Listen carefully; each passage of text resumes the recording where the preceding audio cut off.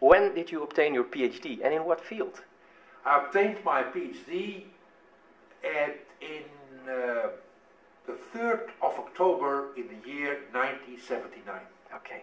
And what subject did you choose? I chose the subject of electrodynamic wave propagation in inhomogeneous medium. And what lead you to that subject? Why did you choose that one? Well, it was a challenge. My professor then said when I could solve this problem, I had a contribution that would count and understand wave propagation in the Earth. And for that reason, although I was studying at the Department of Electrical Engineering, I was well versed in Maxwell's equation. He said to me, you can use the same system of equation approach in electrodynamic wave propagation, and so I entered that field. Okay. And what did it bring you? Well, in the end I became professor in electrodynamic wave propagation, now in geophysics. It was quite a challenge, that PhD, because in those days the theoretical formulation of the problem was most important, and there were not that strong computers, so the results were not at the same balance as our theoretical formulation. But then again, I love to have a theoretical development, and I must say I spent a long time of making all the computations and making small figures. What can now be done in an hour's time, I did in several weeks. Okay, great.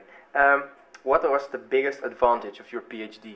My biggest advantage of my PhD was that I was studying at the same time philosophy.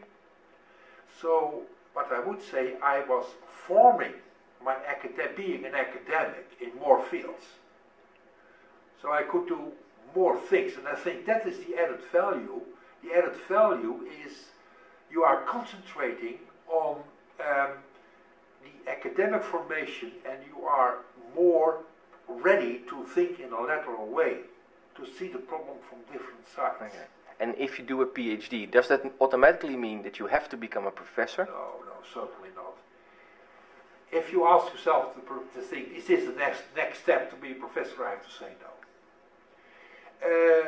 Enjoy that level you are on. It's not just a degree, it's a level of operation. And when the limelight falls on you, when you have the advantage, when you have the luck of entering a niche where you belong, where you can be a tutor to other persons, then there might be a possibility of becoming a professor. But never go in that road in the first place. No. Because there's an endless street, and that end street, and you may be burden your own capacities in the wrong way. Okay, great. If people are considering a PhD today, what would you advise them or tell them? I advise them to think in the following way. Do I like to do research? Because you're entering a program for at least 4 years. So there may be lonely moments. And you are not doing it just to have more money. You have to love it. You have to think, I want to know this. I want to be part of the game. And when you're doing that, and when you find your subject, and when you're doing your master, that is the time on this second reflection. You go to conferences, you ask your professor, is it possible? And when he is a good professor, say, oh, you have to go to the Netherlands, or to Boston, or to Norway for that field. Then you can use the information map of the world to find where is the crux, where are the specialists. Yeah. And doing that, okay, you will do it. So where do you have to turn to find a PhD that suits you? You have to consult your professor. You have to consult your field. You have to think about the niche you want to do.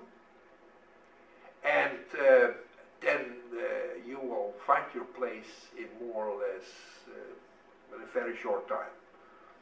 Okay, well, thank you very much. It was welcome, and I enjoyed this interview. Thank you.